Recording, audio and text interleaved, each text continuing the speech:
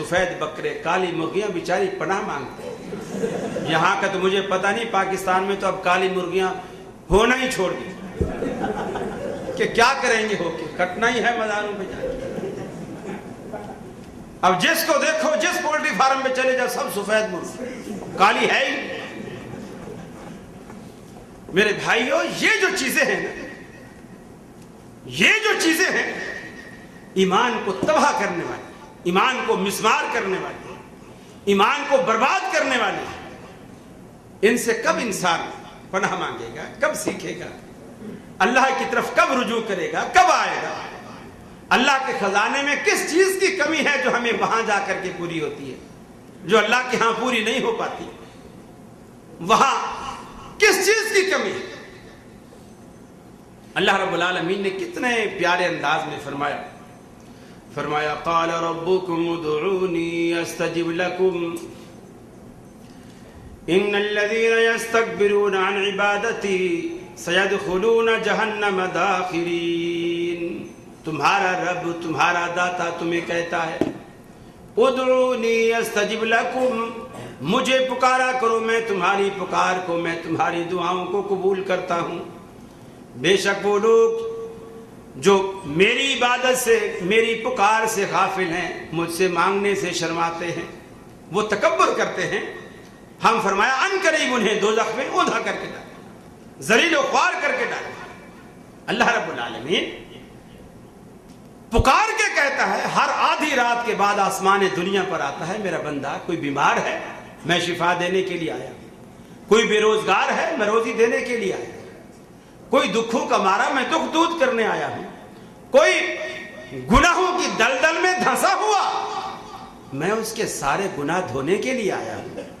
لیکن بندہ اس وقت اللہ سے مانگتا ہی نہیں، جو دینے پر تلا ہوا ہے، اور ایسے مزاروں پہ جا کے کھڑا ہے جن کے بارے میں قرآن نے مثال دی ہے، وہ مزار پہ جا کے ایسے کھڑا ہوتا ہے، ایسے مانگتا ہے غیر اللہ سے، جیسے کوئی پیاسا کنویں پر کھڑا ہو اور ہاتھ اٹھائے اور پانی سے کہے میں پیاسا ہوں، لیبلغ فاہ، تاکہ وہ پانی اس کے منہ میں آ جائے، وما ہو ببالغ، فرمایا قیامت تک وہ پکارتا رہے، وہ پانی کبھی اس کے منہ میں نہیں جائے گا۔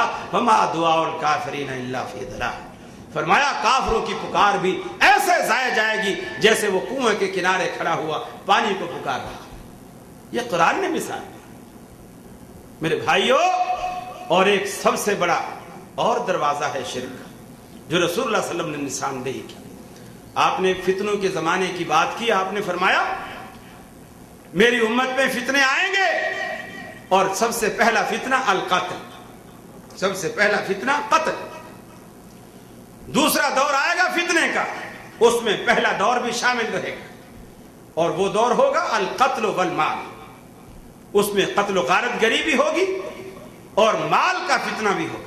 لوگ مال لوٹیں گے، جائیدادوں کو آگ لگا دیں گے، بسیں جلا دیں، یہ جلا دیا، وہ جلا دیا۔ یہاں تو الحمدللہ اللہ کے گھر کی وجہ سے امن ہے۔ پاکستان میں آپ دیکھیں اپنے ہی ہاتھوں سے اپنی ہی کھیتی کو، اپنی ہی فصل کو لوگ جلائے چلے جا رہے ہیں۔ فرمایا القتل والمال، قتل بھی ہوگا اور مال کا فتنہ بھی ہوگا۔ تیسرا دور آئے گا، اور یہ پہلے دور کے دو فتنے یہ بھی برقرار رہیں گے، یعنی ہر دور میں کمی نہیں آئے گی، اضافہ ہوتا جائے گا، فتنے میں شدت آتی چلی جائے گی۔ تیسرے دور میں القتل والمال والفروج، فرمایا قتل بھی ہوگا، مالوں کی تباہ کاری بھی ہوگی اور عصمت دری بھی ہوگی، لوگ عزتیں بھی لوٹیں گے۔ اس کے بعد فرمایا چوتھا فتنہ آئے گا، وہ دجال، وہ دجال کا فتنہ ہے۔ اللہ تبارک و تعالیٰ کے رسول نے دیکھا، صحابہ کرام دجال کے فتنے کا سن کر رونے لگے۔ اللہ کے رسول نے پوچھا کیا بات ہے؟ عرض کی اللہ کے رسول، آپ نے اتنی شد و مد کے ساتھ دجال کے فتنہ کا ذکر کیا ہے، اللہ سے ہم پناہ چاہتے ہیں، ہمیں ڈر ہے، خوف ہے۔ آپ نے فرمایا تم اس سے ڈرتے ہو، میں تمہیں اس سے بھی بڑے فتنے سے ڈراتا ہوں۔ وہ کیا ہے؟ آپ نے فرمایا وہ ریا، وہ ریا ہے۔ جو آدمی کوئی عمل کرتا ہے، اسے عمل تو وہی ہے نماز پڑھ رہا ہے بندہ، میں نماز پڑھ رہا ہوں، نماز میں کوئی تبدیلی نہیں آئی۔ ریا میں تبدیلی صرف نیت میں آتی ہے، دل میں، ارادے میں تبدیلی آتی ہے کہ نماز ہونی چاہیے تھی اللہ کے لیے اور ہو رہی ہے بندوں کے لیے، روزہ ہونا چاہیے تھا اللہ کے لیے، ہو رہا ہے بندوں کے لیے، قرآن کی تلاوت ہونی چاہیے تھی اللہ کے لیے، ہو رہی ہے بندوں کے لیے۔ یعنی دل میں یہ نیت آ جائے، مثال کے طور پر اگر میں گھر میں نماز پڑھتا ہوں اور گھر میں نماز پڑھوں تو میں 2 رکعتیں 2 منٹ میں پڑھ لوں، اور جب ایسے مجمع میں نماز پڑھوں جہاں آپ سارے لوگ بیٹھے ہیں اور مجھے دیکھ رہے ہیں تو میں وہ 2 رکعت کی نماز 10 منٹ میں پڑھوں، یہ ریا۔ اس لیے کہ میرے گھر میں مجھے کوئی نہیں دیکھ رہا، مجھے اس کی اب کوئی پرواہ بھی نہیں، میں دھڑا دھڑ شبا شب جیسے مرغی دانے چگتی ہے کیے چاہ رہا ہوں۔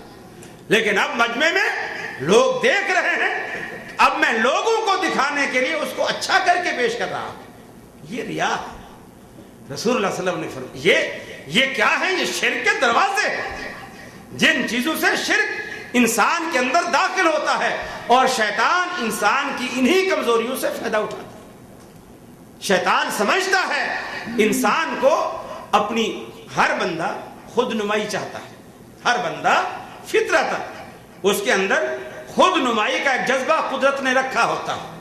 اب وہ جو مسلمان ہوتا ہے، مومن ہوتا ہے،